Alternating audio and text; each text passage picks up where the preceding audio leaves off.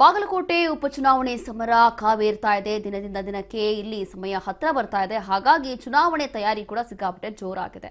ಸಾಂಕೇತಿಕವಾಗಿ ಅಧಿಕೃತವಾಗಿ ಅಖಾಡಕ್ಕೆ ಇಳಿದಿರುವಂತದ್ದು ಬಿಜೆಪಿ ಅಭ್ಯರ್ಥಿ. ಈಗ ಪತ್ನಿ ರಾಜೇಶ್ವರಿ ಜೊತೆ ಆಗಮಿಸಿರುವಂತದ್ದು ಉಮೇದುವಾರಿಕೆ ಸಲ್ಲಿಕೆ ಮಾಡಲಿಕ್ಕೆ ಚುನಾವಣಾಧಿಕಾರಿ ಸಂತೋಷ್ ಜಗರ್ಲಾಸರ್ಗೆ ನಾಮಪತ್ರ ಸಲ್ಲಿಕೆ ಮಾಡಲಾಗ್ತಾ ಇದೆ. ಬಾಗಲಕೋಟೆ ಮತಕ್ಷೇತ್ರದ ಚುನಾವಣಾಧಿಕಾರಿ ಸಂತೋಷ್ ಜಗಲಾಸರ್ ಮಾರ್ಚ್ 23ನೇ ತಾರೀಕು ಬೃಹತ್ ಮೆರವಣಿಗೆ ಮೂಲಕ ಮತ್ತೆ ನಾಮಪತ್ರ ಸಲ್ಲಿಕೆ ಮಾಡಲಿದ್ದಾರೆ. ರಾಜ್ಯದ ನಾಯಕರು ಚರಂತಿ ಮಠಗೆ ಬೆಂಬಲ ನೀಡುವ ಸಾಧ್ಯತೆ ಕೂಡ ಇದೆ.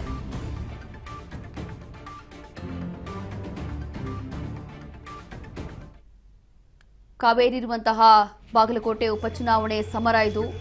ಇಲ್ಲಿ ಒಂದೊಂದೇ ಅಭ್ಯರ್ಥಿಗಳು ಇವತ್ತು ನಾಮಪತ್ರ ಸಲ್ಲಿಸಲಿಕ್ಕೆ ಬರ್ತಾ ಇದ್ದಾರೆ. ಇವತ್ತು ನಾಮಪತ್ರ ಸಲ್ಲಿಕೆ ಪ್ರಕ್ರಿಯೆ ನಡೆಯುತ್ತೆ.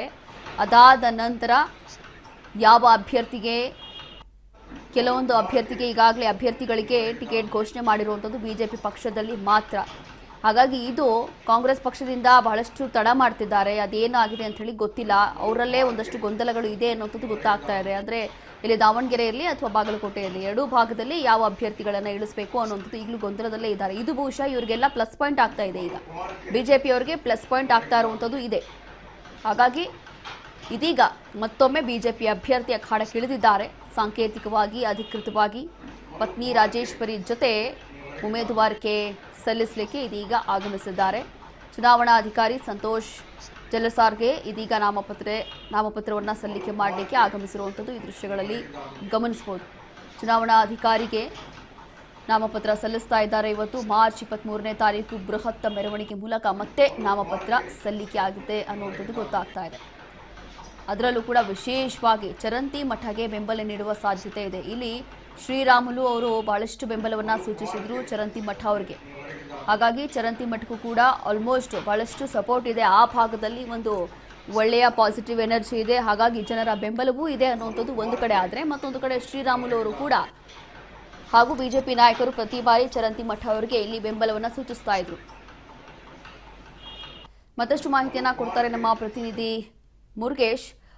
ಇಲ್ಲಿ ಚರಂತಿ ಮಠಕ್ಕೆ ಬೆಂಬಲ ಕೊಡುವಂತ ಸಾಧ್ಯತೆ ಇದೆ ಒಂದು ಕಡೆ. ಅದಾದ ನಂತರ ಈಗ ಒಬ್ಬೊಬ್ಬರೇ ಅಧಿಕ ಅಭ್ಯರ್ಥಿಗಳು ಈ ರೀತಿಯಾಗಿ ನಾಮಪತ್ರ ಸಲ್ಲಿಕೆ ಮಾಡ್ತಾ ಇದ್ದಾರೆ. ಸದ್ಯದಲ್ಲಿ ಹೇಗಿದೆ ತಯಾರಿ? ಇಲ್ಲಿ ಬಾಗಲಕೋಟೆಯಲ್ಲಿ ತಯಾರಿ ಹೇಗಿದೆ? ಏನಾಗಬಹುದು? ವಾಟ್ ನೆಕ್ಸ್ಟ್ ಅಂತ ರೂಪಶ್ರೀ, ಈಗಾಗಲೇ ಬಾಗಲಕೋಟೆಯಲ್ಲಿ ಬಿಜೆಪಿ ಅಭ್ಯರ್ಥಿಯಾಗಿರ್ತಕ್ಕಂತಹ ವೀರಣ್ಣ ಚರಂತಿಮಠ ಅವರು ಇವತ್ತು ಪತ್ನಿಯ ಸಮೇತ ಆಗಮಿಸಿ ತಹಸೀಲ್ದಾರ್ ಆಫೀಸಲ್ಲಿ ಏನು ಚುನಾವಣಾಧಿಕಾರಿಯಾಗಿರ್ತಕ್ಕಂಥ ಸಂತೋಷ್ ಜಗಲ್ಸಾರ್ ಅವರಿಗೆ ಇವತ್ತು ಒಂದು ಸಾಂಕೇತಿಕವಾಗಿ ನಾಮಪತ್ರವನ್ನ ಸಲ್ಲಿಸಿದ್ದಾರೆ ಅಂತ ಹೇಳ್ಬೋದು. ಹೀಗಾಗಿ ಬಾಗಲಕೋಟೆಯಲ್ಲಿ ಇನ್ನೂವರೆಗೂ ಕಾಂಗ್ರೆಸ್ ಅಭ್ಯರ್ಥಿಯ ಒಂದು ಆಯ್ಕೆ ಇವತ್ತು ಸಾಯಂಕಾಲವರೆಗೂ ಕಾಂಗ್ರೆಸ್ ಅಭ್ಯರ್ಥಿಯ ಪಟ್ಟಿ ಹೊರಬರಬಹುದು ಆಗ್ಬೋದು, ಪಟ್ಟಿ ಹೊರಬರಬಹುದು. ಹೀಗಾಗಿ ಬಿಜೆಪಿ ಅಭ್ಯರ್ಥಿಯಾಗಿರ್ತಕ್ಕಂಥ ವೀರಣ್ಣ ಚರಂತಿಮಠ ಅವರು ಈಗಾಗಲೇ ಒಂದು 23ನೇ ತಾರೀಕು ಬಹಿರಂಗ ಮೆರವಣಿಗೆ ಮುಖಾಂತರ ಸಾಕಷ್ಟು ರಾಜ್ಯದ ಮುಖಂಡರು ಕೂಡ ಆಗಮಿಸಿ ಇವತ್ತು 23ನೇ ತಾರೀಕಂದು ಒಂದು ನಾಮಪತ್ರವನ್ನು ಸಲ್ಲಿಸ್ತಾರೆ. ಹೀಗಾಗಿ ಒಂದು ಬೂತ್ ಮಟ್ಟದ ಹಿಡ್ಕೊಂಡು ಈಗಾಗಲೇ ಬಿಜೆಪಿಯ ಕಾರ್ಯಕರ್ತರನ್ನು ಸೆಳೆಯುವಂತ ಸಾಕಷ್ಟು ಒಂದು ರೀತಿಯಾಗಿ ಬಿಜೆಪಿ ಪಕ್ಷದಲ್ಲಿ ನಡೀತಾ ಇದೆ ಅಂತ ಹೇಳ್ಬೋದು. ಕೆಲವರು ಬಿಜೆಪಿಯನ್ನು ತೊರೆದು ಹೋದವರು ಮತ್ತೆ ಬಿಜೆಪಿಗೆ ಸೇರ್ಪಡೆ ಆಗ್ತಾ ಇದ್ದಾರೆ ಅಂತ ಹೇಳ್ಬೋದು. ಹೀಗಾಗಿ ಬಾಗಲಕೋಟೆಯಲ್ಲಿ ಸಾಕಷ್ಟು ಒಂದು ಬಿಜೆಪಿ ಮತ್ತು ಮೋದಿಯವರ ಒಂದು ಕಾರ್ಯವನ್ನು ಇಟ್ಕೊಂಡು ಈಗಾಗಲೇ ಒಂದು ಬಿಜೆಪಿಯ ಮತವನ್ನ ಸೆಳೆಯಲು ಸಾಕಷ್ಟು ಹರಸಾಹಸದಲ್ಲಿ ಬಿಜೆಪಿ ಪಕ್ಷ ಮುಂದಾಗಿದೆ ಅಂತ ಹೇಳ್ಬೋದು. ಥ್ಯಾಂಕ್ ಯು ಮುರುಗೇಶ್, ನಿಮ್ಮೆಲ್ಲ ಮಾಹಿತಿಗಾಗಿ.